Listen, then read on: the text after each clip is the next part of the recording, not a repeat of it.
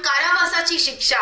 2 वर्षापूर्वी म्हणजेच 2023 मध्ये काही क्षुल्लक कारणावरून आठवडी बाजाराच्या कोपऱ्यावर श्याम मुरडकर आणि देवलाल किसन सरसंडकर यांच्यात क्षुल्लक कारणावरून बोलचाल लोटपाट झाली होती। उपस्थितांनी आणि सदर वाद मिटवून श्याम मुरकडला घराकडे पाठवून दिलं। श्याम हा रामानगर चौकातील पुलावर शांतपणे बसलेला असताना अचानक आरोपी देवलाल सरसंडकर हातात रापी घेऊन आला आणि श्यामच्या छातीवर पोटावर सपासप वार केले। त्यातच श्याम गंभीरपणे जखमी झाला होता। यातच श्यामचा मृत्यू झाला।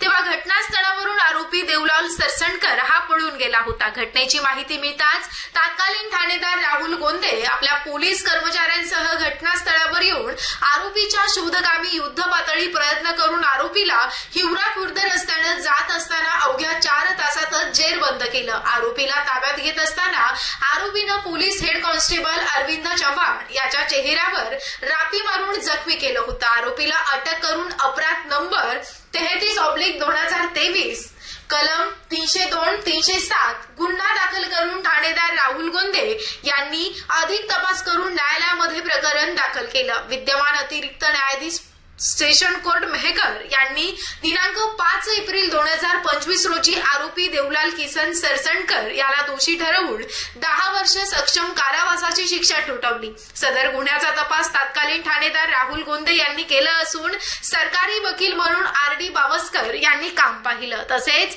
पेरावी अधिकारी म्हणून ग्रेड पोलीस उपनिरीक्षक छाया हिवाळे यांनी कामकाज पाहिले। गजानन दुतोंडे, मुख्य संपादक, सुपरफास्ट बुलढाणा, उन्नती लाईव्ह।